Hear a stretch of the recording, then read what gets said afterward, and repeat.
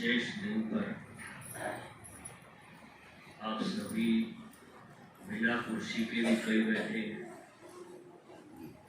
तो थोड़ा सा आपको इस खास दिन पर एक तरह की ये तपस्या करनी पड़ेगी, क्योंकि जगह का भाव है। तो उस अनुसार कुछ नीचे भी बैठाए हैं और कुछ आप सामने देख रहे हो। आज का दिन खास क्यों है? क्योंकि आज हम सब की लाडली, आदरणीय, प्यारी दीदी की एनिवर्सरी है।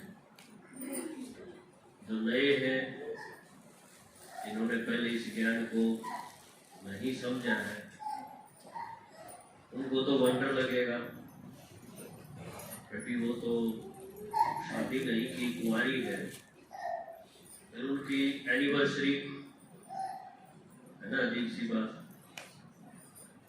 ऐसे ही आपने नवरात्रों में देखा होगा, जो नवरात्रि के व्रत करते हैं, जिनके व्रत करते हो 9 दिन तक या 8 दिन तक, वो सारी भी माँ का ही भी है, वो भी कुंवारी। वहां भी आपने सवाल नहीं खड़ा किया होगा भाई ये कौन सा रिश्ता है। अब वो तो है नकल, क्योंकि दुनिया में जो कुछ बड़ा काम होता है, महानता का काम होता है, तो बाद में कुछ लोग, भक्ति के लोग, उनकी यादगार, उनकी कथाएं बनाते हैं और फिर आए साल, हर साल उसको मनाते हैं। यही करते हैं ना भक्ति में। असल में वो बात कौन सी थी और कब हुई थी, ये भगत इस चीज को जानने की इच्छा नहीं रखते। बाबा ने अभी बताया है कि ये जितने भी त्योहार है या व्रत है, रिवाज है, ये उस समय के हैं जब भगवान खुद इस धरती पे आए थे। और भगवान का हमारे बीच में इस धरती पे आना, ये कोई साधारण बात तो होती नहीं, क्योंकि एक एक आत्मा जिनको आज हम जिनकी मूर्तियां देख रहे हैं, चाहे वो देशभक्त हो या किसी और फील्ड में महान आत्माएं हो, वो भी इस दुनिया में यादगार कायम करके गई। उनके काम बड़े थे, तो बाद में लोगों ने उनके यादगार बनाए, कहानियां बनाई। तो क्या भगवान जब धरती पे आता होगा तो एक नया इतिहास नहीं बनता होगा? क्योंकि भगवान तो उन सबसे ऊपर है। तो ऐसा ही एक इतिहास, जो पहले परमात्मा आया और उस टाइम पर जो उसके साथ उसके काम में लग गए, वो महान आत्माओं ने दुनिया बदलने का एक इतिहास रचा था। और वही दुनिया फिर धीरे धीरे जब पुरानी हो गई, जिसमें दुख, अशांति, ये सब हो गया, तो भगवान ने वायदा किया था कि ऐसा समय आएगा तो मैं फिर से तुम्हारे बीच में आऊंगा।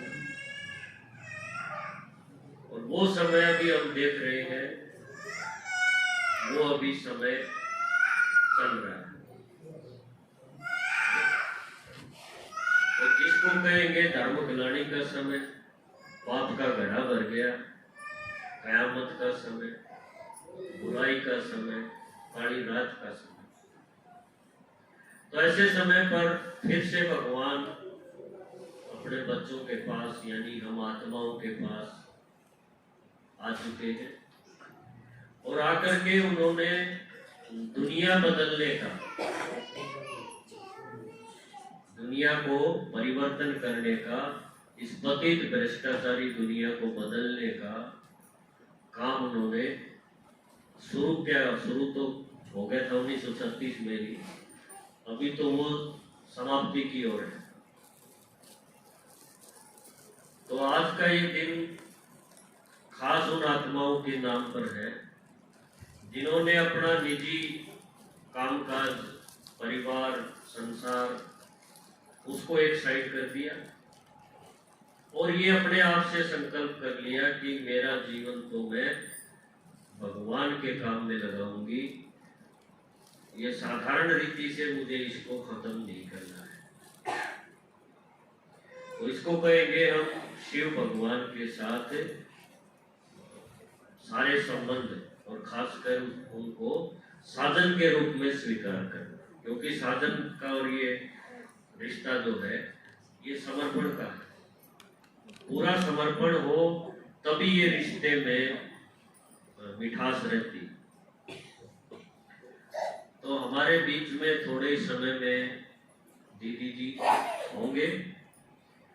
उससे पहले समर्पण का ये जो दिन है जो यादगार बन गया है आज, मैं उसके बारे में आपसे कुछ बताना चाहूंगा कि 5 अप्रैल 2016 को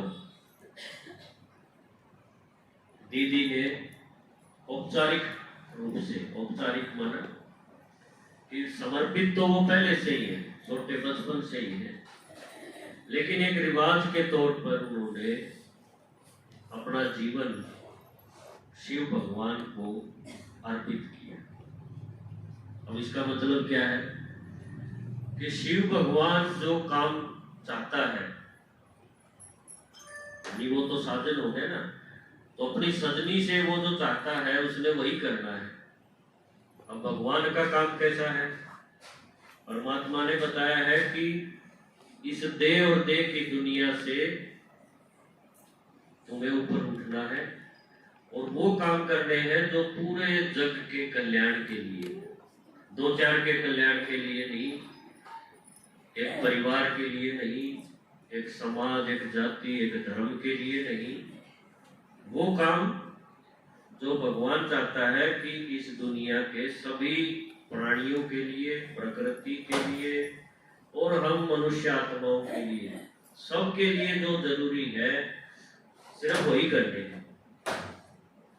देखो, कहाँ एक आदमी जो अपनी घर गृहस्थी, परिवार, अपना शरीर, उसी में अपना जीवन पूरा करके चला जाता है, और कहाँ इस तरह के विचार लेके आगे बढ़ना कि मुझे ये नहीं करने, मुझे तो वो करना है जो मेरा पति, मेरा साधन मुझसे चाहता है।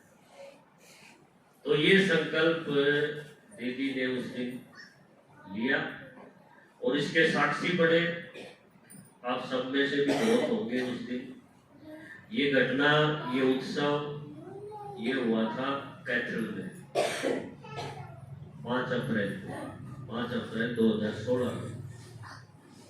एक बार मैं देखना चाहूंगा कौन कौन उस उत्सव में थे, एक बार हाथ खड़े करें।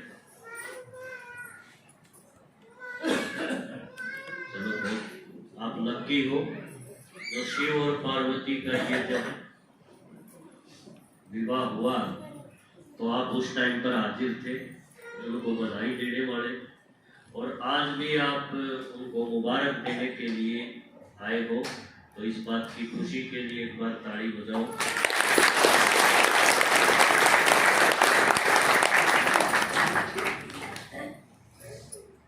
अब इससे पहले मैं थोड़ा सा और आपको एक हिस्ट्री थोड़ी सी बताऊं अपने इस यज्ञ की। समर्पण तो दीदी ने किया है, लेकिन जिन आत्माओं ने इस ज्ञान यज्ञ में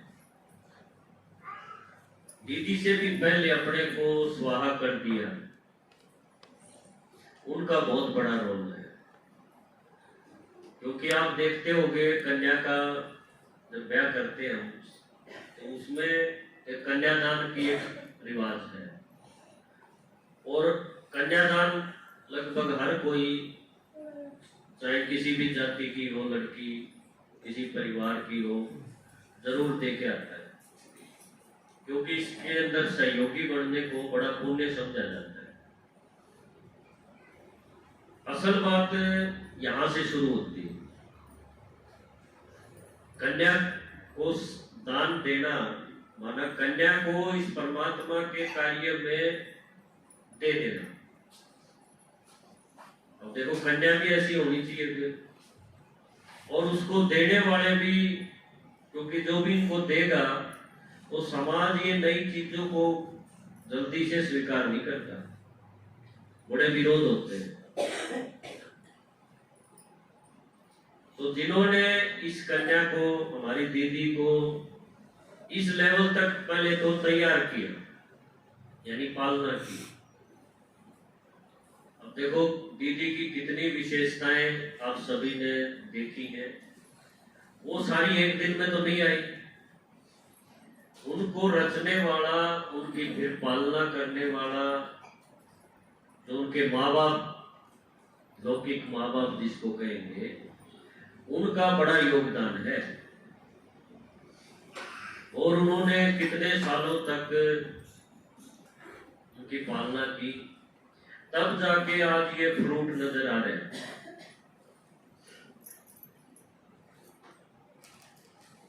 तो दीदी ने अभी कुछ समय से तो हम देख रहे हैं अपने इस कर्तव्य को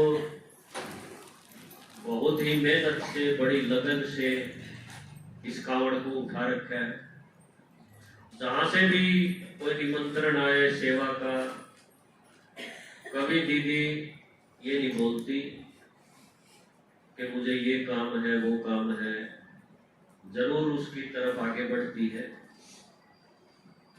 और उसका रिजल्ट भी हम देख रहे हैं कि दिन पर दिन परमात्मा के बच्चे, उनकी संख्या बढ़ती जा रही है। अपने लिए समय, एनर्जी सब उन्होंने शिव परमात्मा के कार्य में अपने को झोंक रखा है। और ऐसी घटना के बाद भी जो आपने देखा, अभी जनवरी में माता जी का शरीर छोड़ना हुआ, और कितने दिन हुए आप सोचो, 2 महीने हुए। लेकिन उसके बाद मार्च के महीने में हमने देखा कि यज्ञ का विस्तार, यज्ञ की सेवाएं बड़े जबरदस्त जोर शोर से दीदी ने और आप सब ने भी, पापा जी ने कितनी स्पीड से इस कार्य को पूरा करने के लिए सबने अपने को बलि चढ़ा दिया। तो ऐसी जो आत्माएं हैं, उनकी कहानी तो बनेगी, नहीं बनेगी? आप बताओ। क्योंकि कोई छोटा मोटा है गांव का भला करके चला जाए, उसी की मूर्तियां बढ़ जाती, लोग याद करते हैं। और इस तरह के विचार लेकर के जिन्होंने कुछ भी तो नहीं रखा अपने पास, सब कुछ उसका है।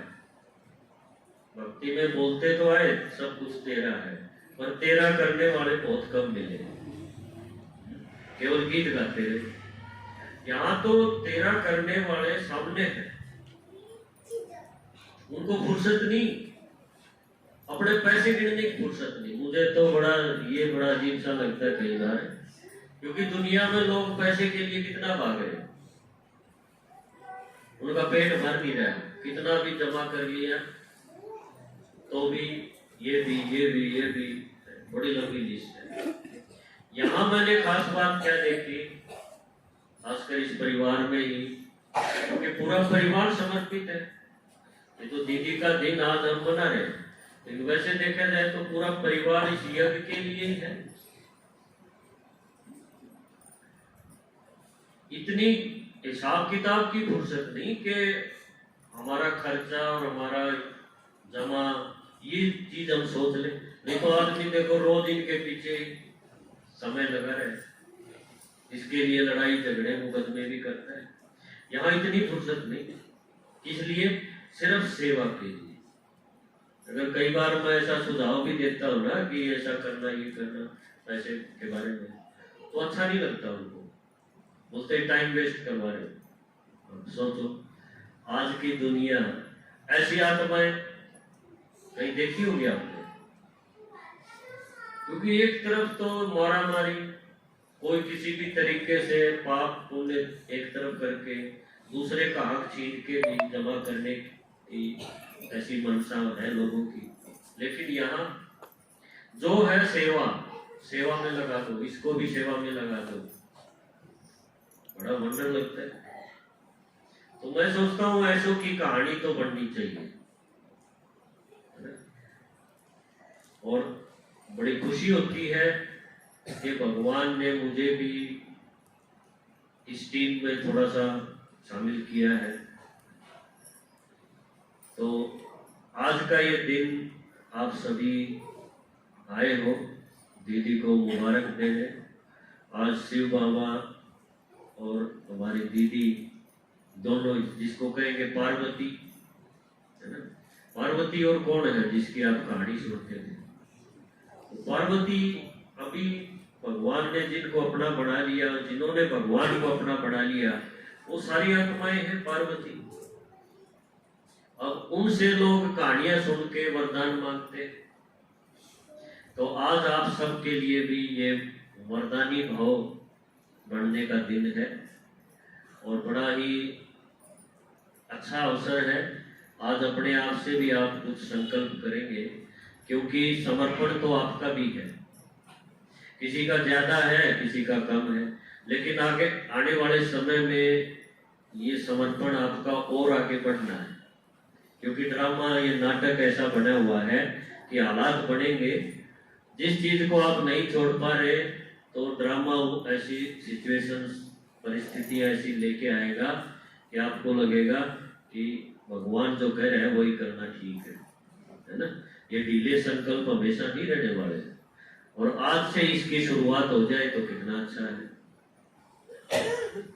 तो अभी मैं ज्यादा समय न लेते हुए पापा जी से रिक्वेस्ट करूंगा कि इस खास दिन पर वो अपने आशीर्वचन रखें, और बाद में जो भी माताएं भाई 5 मिनट के लिए अपने मन की बातें दीदी के प्रति, दीदी की विशेषताओं के प्रति अगर बोलना चाहे तो उनको भी आज अवसर मिलेगा।